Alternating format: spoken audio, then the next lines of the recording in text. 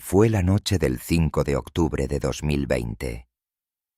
Un coche negro se deslizó silenciosamente por la puerta lateral del Palacio de Buckingham, sus faros cortando la niebla de Londres. Dentro de ese coche, dicen las fuentes, había un solo sobre. Y dentro de ese sobre, una firma que podría cambiarlo todo. No la firma del rey, sino la de la reina Camila. Esa noche, bajo el tenue resplandor de una lámpara de escritorio, Camila supuestamente firmó un acuerdo financiero confidencial. Ni siquiera el rey Carlos lo sabía. No hubo asistentes del palacio presentes. No se registró oficialmente ningún sello real. Solo Camila, su asesor privado, y una decisión que enviaría ondas de choque a través de la monarquía. Camila hizo algo que nadie esperaba. Una fuente cercana al palacio susurró. Ella movió parte de los activos reales al nombre de su hijo. Silenciosamente, cuidadosamente y sin el conocimiento del rey. En cuestión de días, el príncipe Guillermo supuestamente descubrió la transacción y exigió una auditoría inmediata de todas las cuentas reales. Por primera vez en años, la tensión dentro de Buckingham llegó a un punto de ebullición. El personal describió una atmósfera cargada de sospecha y silencio. ¿Fue solo un malentendido? ¿O Camila había estado planeando su estrategia de salida todo el tiempo? Porque si los informes son ciertos, si realmente desvió millones al nombre de su hijo Tom Parker B.S., no sería solo una violación de la confianza. Sería una traición que podría fracturar a la familia real desde dentro. Entonces, ¿qué crees que estaba protegiendo la reina Camila? ¿A su hijo? ¿O realmente se estaba protegiendo a sí misma? ¿Y qué significa este acuerdo secreto para el rey Carlos, para la monarquía y para el futuro de la corona en sí? Porque en el palacio de Buckingham, donde la lealtad lo es todo, incluso una firma oculta puede poner de rodillas a un imperio. En los últimos meses, la salud del rey Carlos III ha disminuido visiblemente.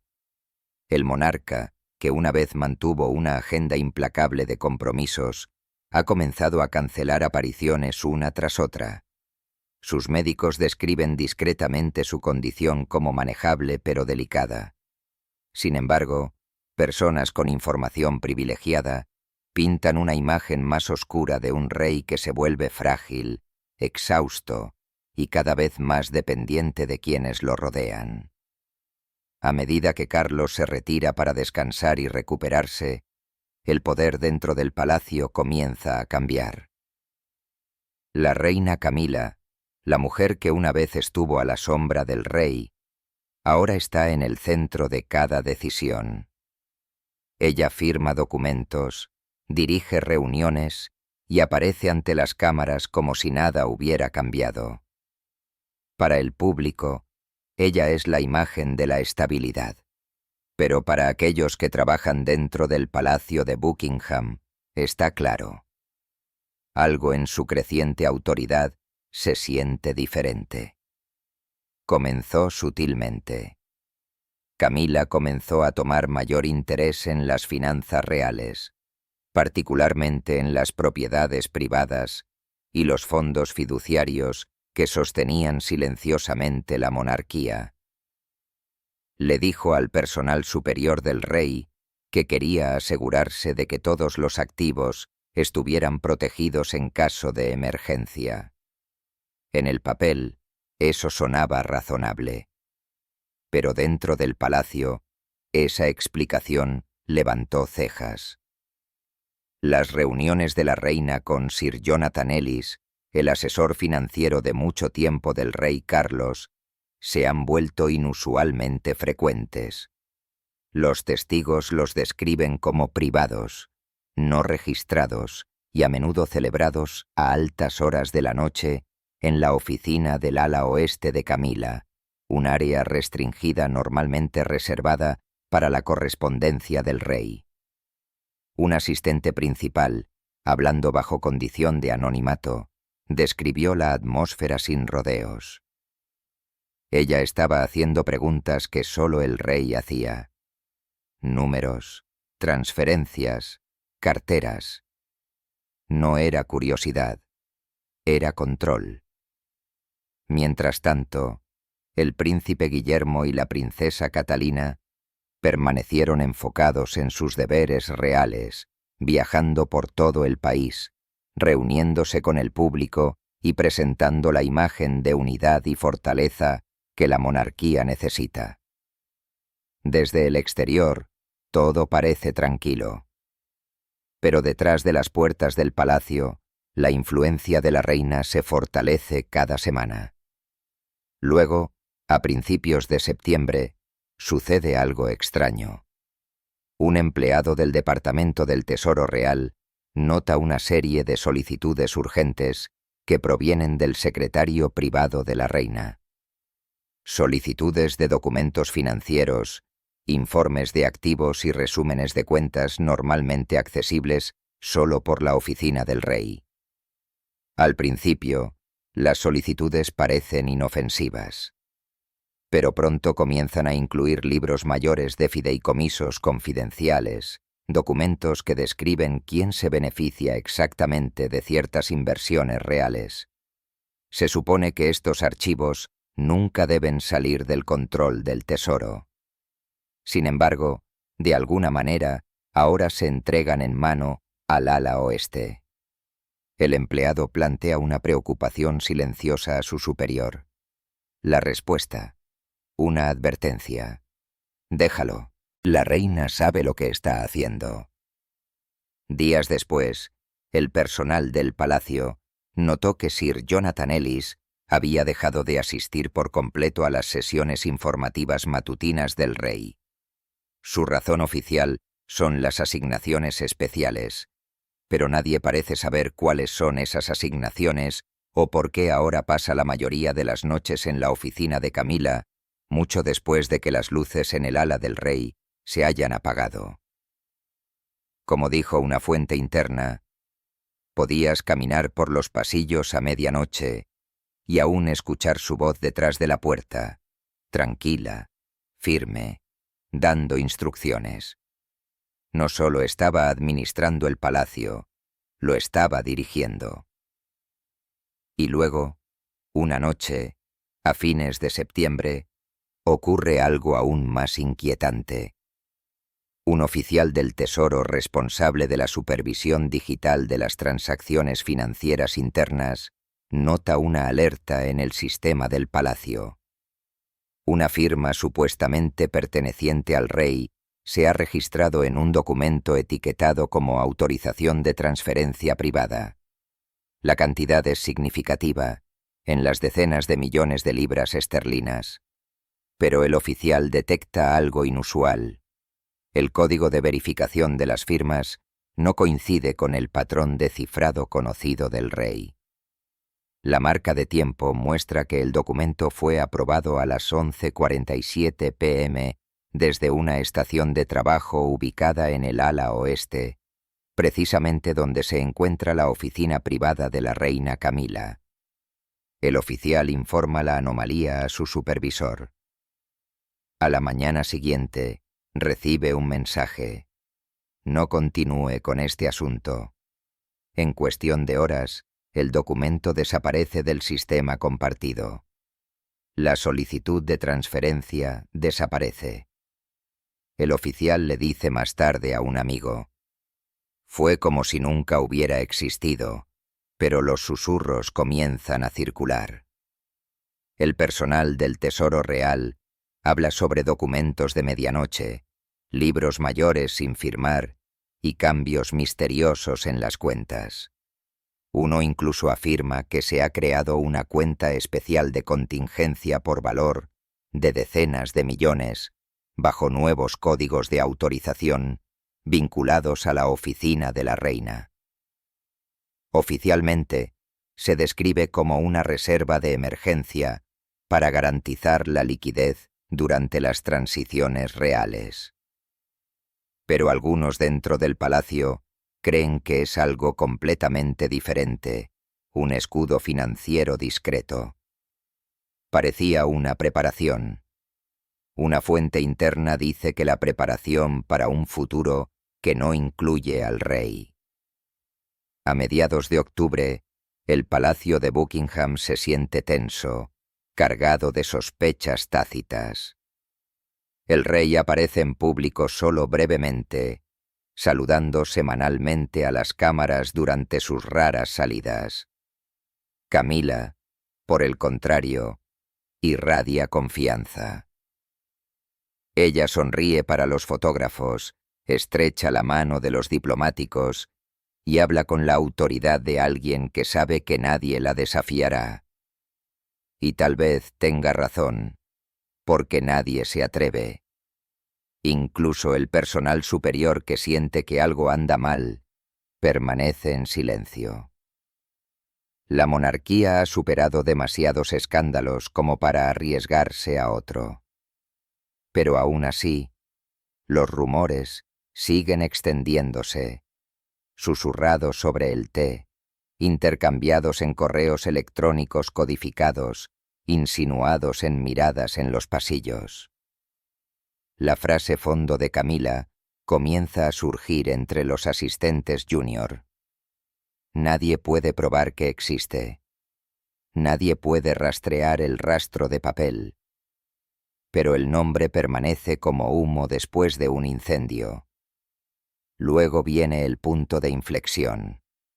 Un ex empleado del Tesoro que dejó el palacio hace apenas unas semanas revela a un periodista amigo que se ha agregado silenciosamente un nuevo beneficiario a una de las cuentas fiduciarias reales privadas. El cambio fue sutil, oculto detrás de entradas codificadas, pero después de decodificar las iniciales, el nombre se vuelve claro.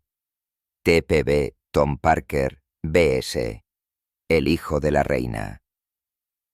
Cuando esa información llega al círculo interno del príncipe Guillermo, suenan las alarmas.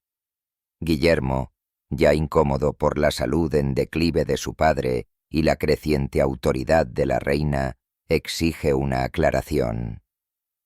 Según Unaide, su reacción es inmediata y furiosa. Si existe la posibilidad de que los activos reales se hayan movido sin el consentimiento de mi padre, necesitamos una auditoría, una completa. Pero la orden de auditoría nunca llega al rey. Para cuando la solicitud de Williams llega a los administradores superiores del palacio, el rey está descansando bajo supervisión médica y la oficina de la reina intercepta la correspondencia. Una semana después, los funcionarios del palacio anuncian que todas las finanzas reales permanecen en orden y que cualquier informe que sugiera lo contrario es profundamente engañoso. Detrás de la declaración pulida. Sin embargo, el pánico se está extendiendo. Algunos dentro de Buckingham ahora sospechan que Camila ha estado preparando un plan de escape financiero personal, una serie de transferencias legalmente vinculantes que le permitirían a ella y a sus hijos mantener el control de ciertos activos, incluso si ya no fuera reina consorte. ¿Es cierto? Nadie puede decirlo con certeza, pero el momento es imposible de ignorar. Cada señal apunta a una planificación cuidadosa, meses de maniobras silenciosas, papeleo sutil y alianzas selectivas. Y luego viene el detalle escalofriante. Una fuente interna del palacio afirma que uno de los documentos involucrados en estas transferencias contiene una cláusula que hace referencia a las disposiciones para el sucesor del heredero. La frase, aunque vaga, nunca antes se había utilizado en contratos reales. Cuando se le preguntó qué podría significar, la fuente interna simplemente dijo: «Suena como alguien que se prepara para el próximo capítulo, no del reinado del rey, sino del suyo propio». En este punto, la atmósfera dentro de Buckingham se siente menos como un palacio y más como una olla a presión. Incluso el personal experimentado que sirvió a la reina Isabel II dice que nunca han visto nada igual. No es un conflicto abierto. Un historiador real explica: es poder silencioso, y ese es siempre el tipo más peligroso. La reina todavía sonríe para las cámaras. El rey todavía saluda desde la ventana del coche. Una declaración oficial todavía insiste en que todo es perfectamente normal. Pero dentro de esas paredes doradas, una pregunta silenciosa resuena en cada trimestre. Si Camila realmente ha transferido millones al nombre de su hijo, ¿qué sucede cuando el rey se entera? O peor, ¿qué pasa si ya lo sabe? La calma dentro del palacio de Buckingham se siente engañosa ahora, frágil como el cristal listo para romperse. Porque a veces las tormentas más peligrosas no son las que se ven venir, son las que ya han comenzado. Era la noche del 5 de octubre de 2025. El palacio de Buckingham permanecía en casi silencio, sus pasillos bañados por el tenue resplandor de los apliques antiguos. El sonido de la lluvia golpeando ligeramente contra las altas ventanas se mezclaba con el ocasional crujido de madera vieja. El tipo de quietud que parecía contener la respiración antes de algo irreversible. En lo profundo del ala oeste, una sola lámpara ardía en la oficina privada de la reina Camila. La habitación, generalmente reservada para la correspondencia tranquila, se había convertido en el escenario de una reunión de la que nadie estaba dispuesto a saber. A las 10:45 p.m. en punto, las cámaras de seguridad privadas del palacio mostraron a Sir Jonathan Ellis entrando por el pasaje lateral que conecta los cuartos administrativos. Fue seguido de cerca por una mujer con un abrigo oscuro identificada más tarde como Margaret Hobbs, una abogada senior con vínculos de larga data con el equipo legal privado de la duquesa. Ambos hombres llevaban carpetas delgadas de cuero, del tipo utilizado para documentos financieros confidenciales. Adentro, Camila estaba esperando.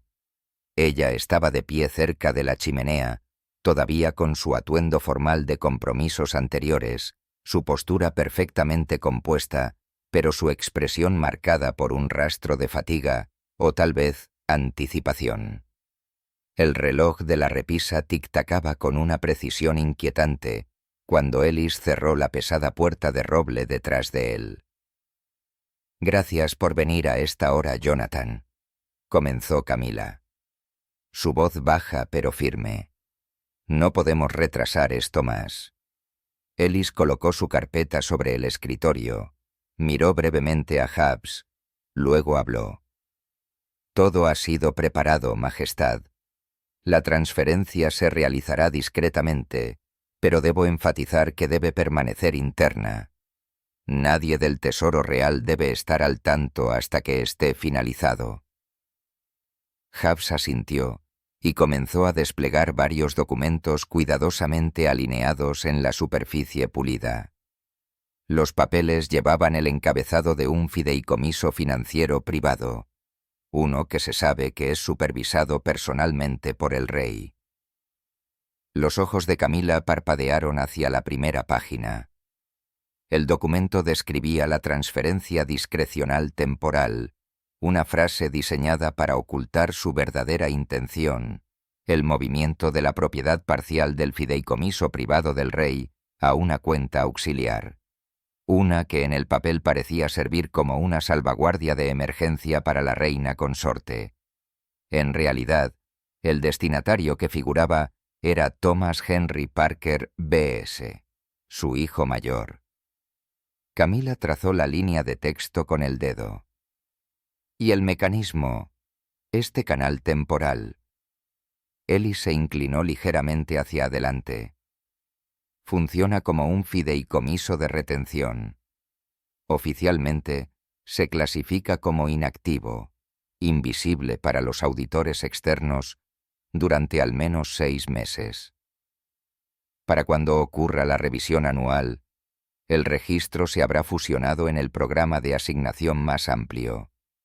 Parecerá un ajuste estándar. Hubo una larga pausa. El único sonido era el leve crepitar del fuego. Camila exhaló lentamente. —¿Y Carlos? —preguntó ella, su voz tensándose. —No debes saberlo hasta que la situación sea estable. Ellis se encontró con su mirada. Es mejor que no lo sea, al menos por ahora. La cláusula que estamos invocando es una de protección preventiva, diseñada precisamente para contingencias que involucran la incapacidad real. En el papel, te protege a ti. La reina consorte asintió deliberadamente. Entonces protejamos lo que necesita protección. Hubs produjo un sobre carmesí grabado con el cifrado real. Dudó por un momento antes de deslizar un documento separado sobre la mesa. Su firma, señora, aquí y aquí. Ya hemos fijado el sello departamental. Camila se congeló. ¿El sello? Sí. Ellis interrumpió en voz baja. Fue necesario para acelerar el papeleo. La oficina del Lord Chamberlain aún no ha sido informada. El sello fue tomado prestado de la División de Cuentas Reales esta misma noche. Será devuelto antes del amanecer. La declaración quedó suspendida en el aire como una confesión. Usar el sello real sin autorización era una violación directa del protocolo del palacio y una posible ofensa constitucional. Por un breve segundo, la expresión de la reina consorte se endureció. Luego, tan rápido como llegó, se suavizó de nuevo. Entonces, asegúrate de que sea devuelto, dijo. Sin rastro, sin demora. La pluma en su mano flotó por un instante, luego descendió sobre el papel. La tinta brilló levemente a la luz de la lámpara mientras firmaba. El momento fue tranquilo, casi anticlimático, pero cargado de consecuencias. En esa firma no solo yacía una transferencia de riqueza, sino el cruce de una línea invisible entre la discreción y el engaño. A las 11:20, el papeleo estaba completo. Ellis recogió los documentos, los deslizó en el sobre carmesí y lo selló con cera. Se lo entregó a Camila con una reverencia. Mantenga esto en su posesión hasta que confirme la transferencia segura. Dijo que ella lo aceptó sin decir palabra, sus dedos enguantados apretando el paquete. Por un instante fugaz, algo cruzó su rostro. No culpa, sino cálculo. Havers se levantó primero, ajustándose el abrigo. Todo ha sido registrado bajo la directiva del Fondo de Emergencia, dijo. Si alguien pregunta, nos referiremos a él como un archivo de protección anticipatoria. Esa frase desalentará más investigaciones. Camila asintió levemente. Bien. Debe parecer rutinario. Cuando los dos asesores partieron, la lluvia afuera se intensificó. La reina consorte permaneció sola en la oficina, mirando la luz parpadeante de la chimenea. La sombra parecía estirarse más, envolviéndola como el peso de lo que acababa de ocurrir. Miró el reloj. 11:47 p.m. con cuidado deliberado. Camila colocó el sobre carmesí en su bolso, se enderezó el abrigo y apagó la lámpara. Al abrir la puerta de la oficina, el pasillo más allá estaba vacío. El palacio estaba durmiendo, sin darse cuenta de que dentro de sus muros se acababa de tomar una decisión que podría sacudir sus cimientos.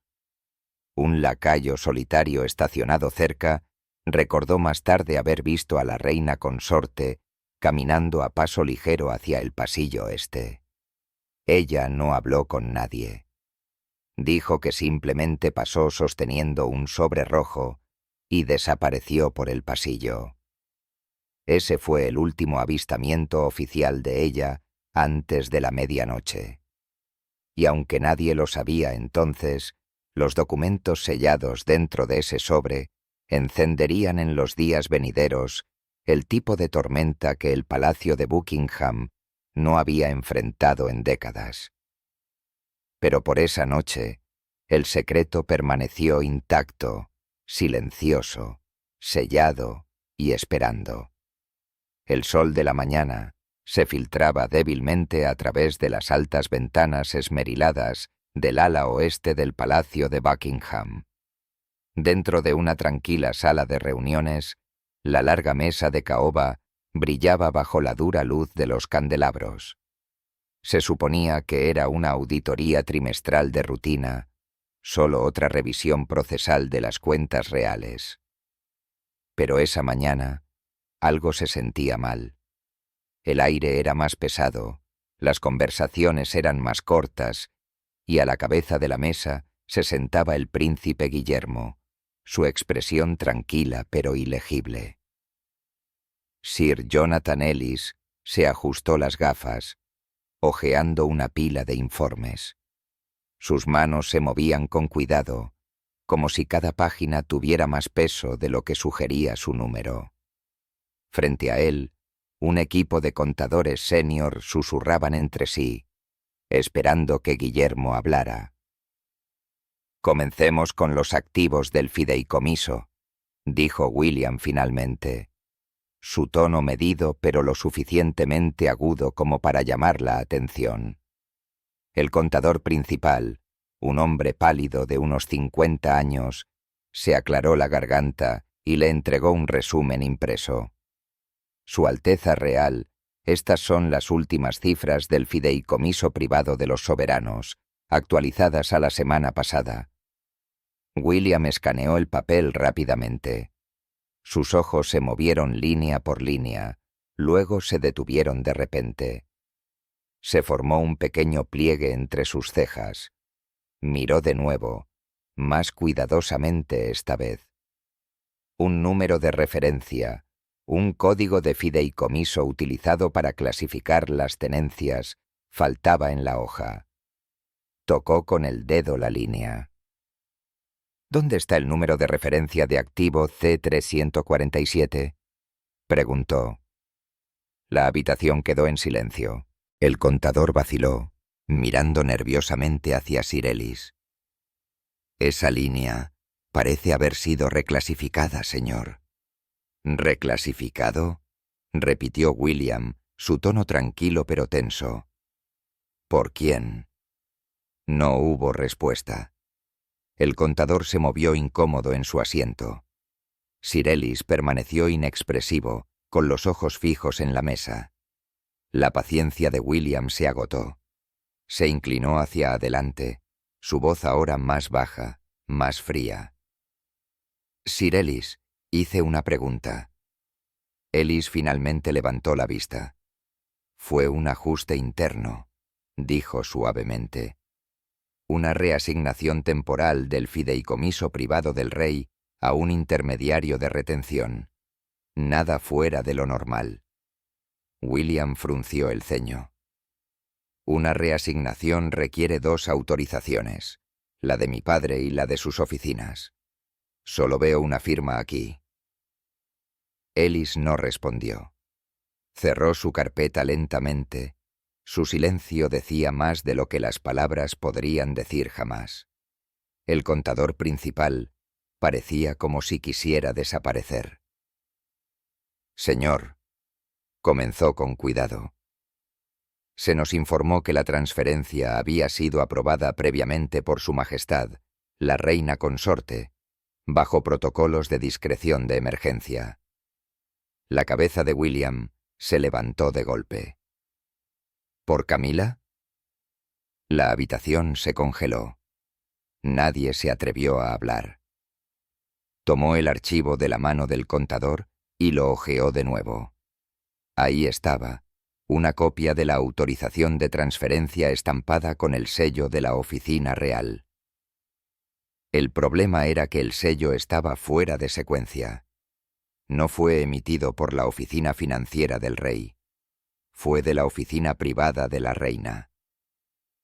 William exhaló lentamente, tratando de contenerse. ¿Cuándo tuvo lugar esta autorización?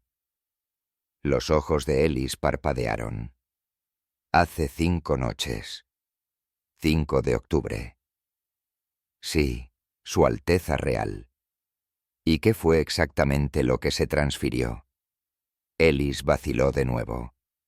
Luego, con una voz apenas audible, dijo: una porción de las tenencias de inversión del fideicomiso personal del rey, redirigida a una cuenta intermediaria a nombre de Thomas Parker, B.S. El nombre golpeó el aire como un trueno. Por un momento, nadie se movió. William se quedó completamente quieto, mirando a Ellis. Luego dejó el archivo y empujó su silla hacia atrás lentamente. Su compostura comenzó a fracturarse, aunque su voz permaneció firme. «Así que me está diciendo», dijo, «que los activos pertenecientes a la corona, los activos de mi padre, han sido transferidos al hijo de la reina sin el consentimiento explícito del rey». Ella tragó saliva con fuerza. «Me fue presentado como un arreglo de precaución. Su Majestad estaba preocupada por no». William interrumpió bruscamente. «No lo llames precaución. Llama a las cosas por su nombre. No autorizado». La tensión era insoportable. Incluso el reloj de la pared lejana parecía tic-tac más fuerte, midiendo los segundos entre cada respiración. Finalmente, William se puso de pie, recogiendo los archivos. «Quiero una auditoría completa de cada transacción realizada este mes, cada movimiento, cada firma, cada sello, y la quiero antes de que termine el día». Nadie se atrevió a discutir. Se volvió hacia Ellis. «Vas a explicar esto a mi padre», dijo fríamente. «Esta noche». Pero Ellis no respondió. Su silencio se sintió como una confirmación. Que lo que se había hecho ya había ido demasiado lejos para deshacerlo silenciosamente. William salió de la habitación con los papeles en la mano, sus pasos resonando por el pasillo de mármol.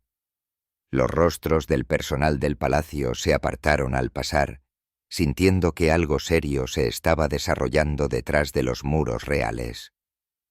Por la noche, el sol se había puesto detrás de Londres, proyectando largas sombras a través de las ventanas del palacio. En su oficina privada, William se sentó solo, mirando el documento de nuevo, el sello rojo, la fecha, la firma de Sir Ellis y las iniciales de la reina Camila. Vaciló solo un momento antes de levantar el teléfono. «Comuníqueme con Su Majestad», dijo. La línea hizo clic, y después de una breve pausa, la voz cansada de su padre respondió desde Sandringham.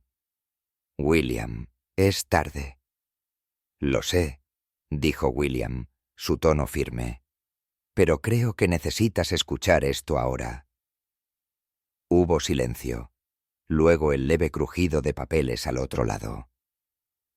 Las siguientes palabras de William fueron medidas, deliberadas. Alguien usó su sello privado para transferir fondos de su fideicomiso a Tom Parker B.S. Durante varios segundos, Charles no dijo nada. Luego vino un susurro silencioso e incrédulo. «Eso no puede ser correcto». «He visto los documentos yo mismo», respondió William. «Firmado, sellado y ejecutado todo a través de Sir Ellis y con la autorización de Camila». El silencio que siguió fue diferente esta vez. Más profundo, más pesado. Luego, Charles habló de nuevo, su voz más baja, matizada con algo entre confusión e ira. «Averigüen todo esta noche». William exhaló, casi aliviado de escuchar la resolución de su padre. «Ya tengo gente trabajando en ello, pero necesitamos actuar rápidamente antes de que esto vaya más allá». «Entendido», dijo Charles. «Hablaré con Ellis yo mismo». Cuando la llamada terminó, William se recostó en su silla, mirando el oscuro patio del Palacio de Buckingham. Las luces de la ciudad brillaban levemente en la distancia, hermosas, pero lejanas, como si no fueran tocadas por la tormenta que ahora se está gestando dentro de los muros del palacio. Y en el fondo, sabía que esto era solo el comienzo, porque si Camila realmente había actuado a espaldas del rey, esto ya no se trataba solo de dinero. Se trataba de lealtad, poder y el futuro de la corona en sí. Y a partir de esa noche comenzó una verdadera tormenta. Una que sacudiría Buckingham hasta la médula y dejaría a toda Gran Bretaña en la incredulidad. La mañana del 9 de octubre de 2025 amaneció fría y tensa sobre el Palacio de Buckingham. Los pasillos estaban inusualmente silenciosos, e incluso la luz dorada que se filtraba a través de las altas ventanas no podía disipar la sensación de inquietud que pesaba en el aire. Dentro de una sala de reuniones privada, estaba a punto de desarrollarse una de las confrontaciones más explosivas de la historia real moderna. El príncipe Guillermo entró primero. Su rostro estaba pálido, su mandíbula apretada por la ira contenida. Llevaba una carpeta gruesa, una copia del acuerdo secreto, transfiriendo una parte de los activos del fideicomiso privado del rey a Tom Parker B.S.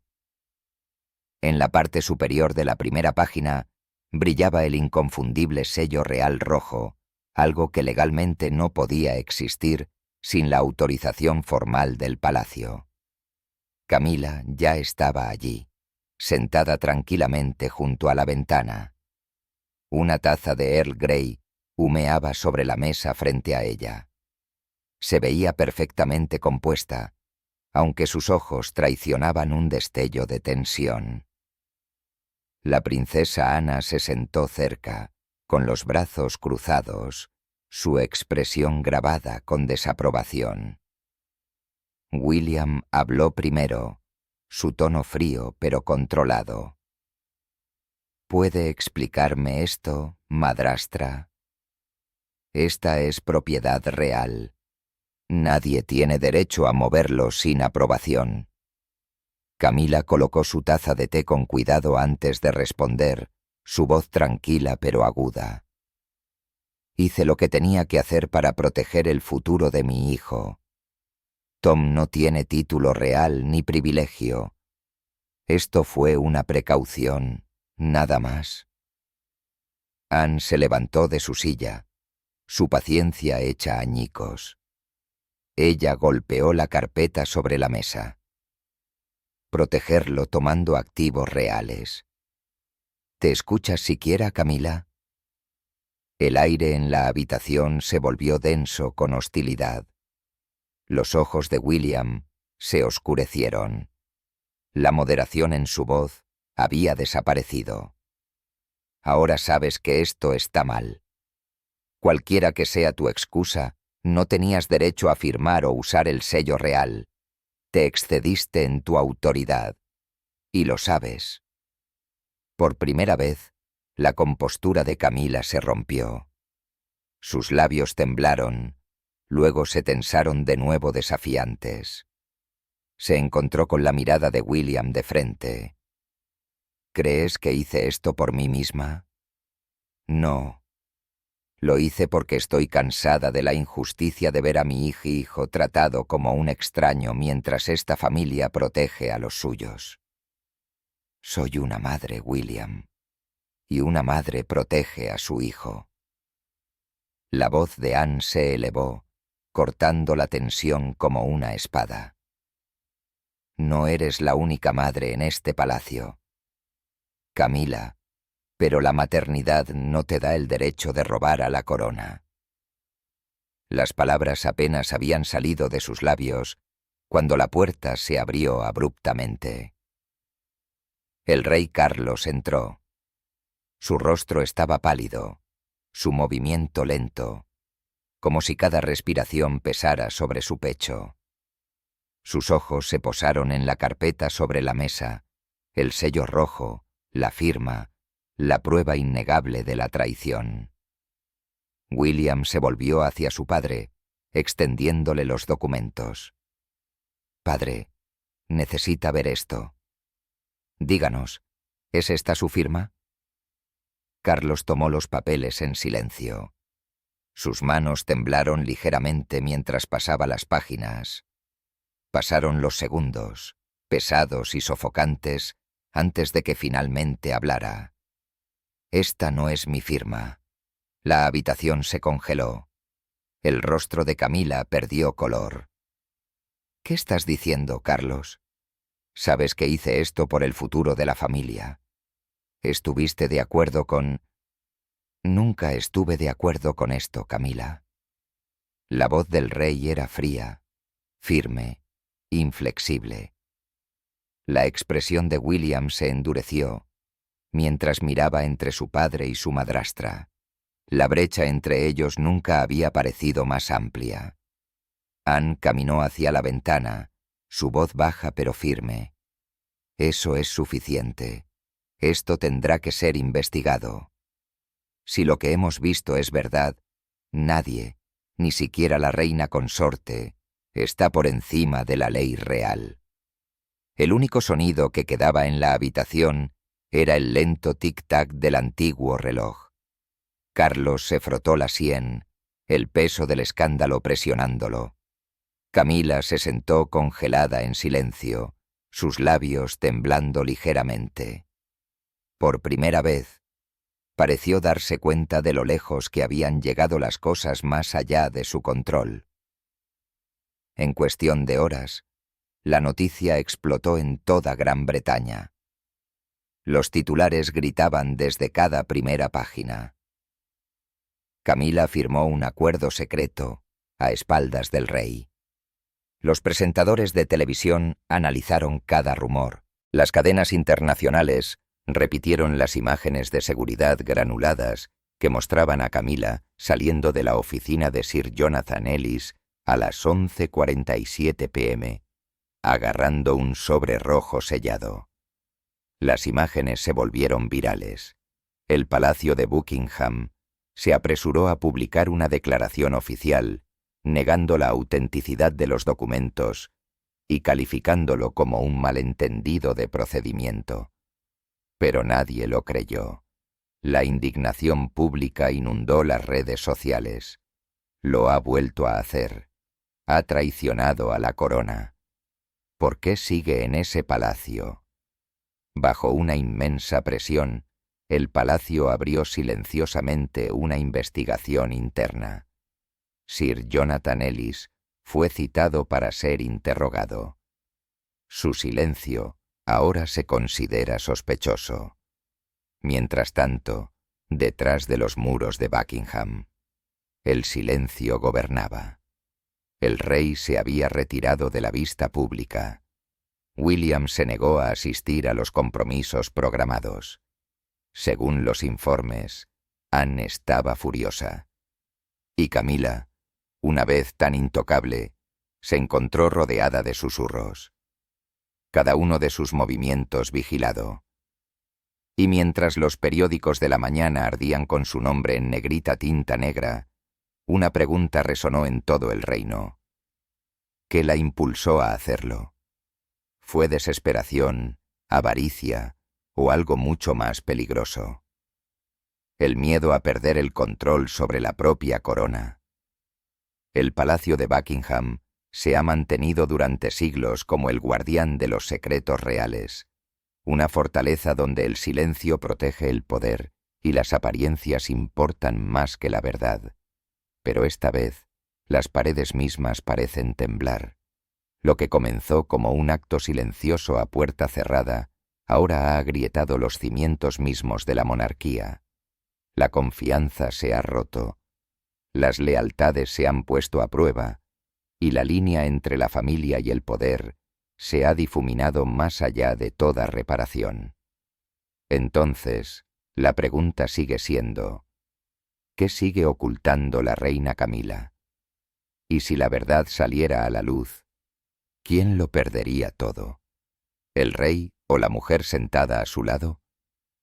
Quizás la respuesta no esté en los titulares, sino detrás de esas puertas selladas y doradas del Palacio de Buckingham, donde cada susurro resuena y cada secreto lleva el peso de una corona.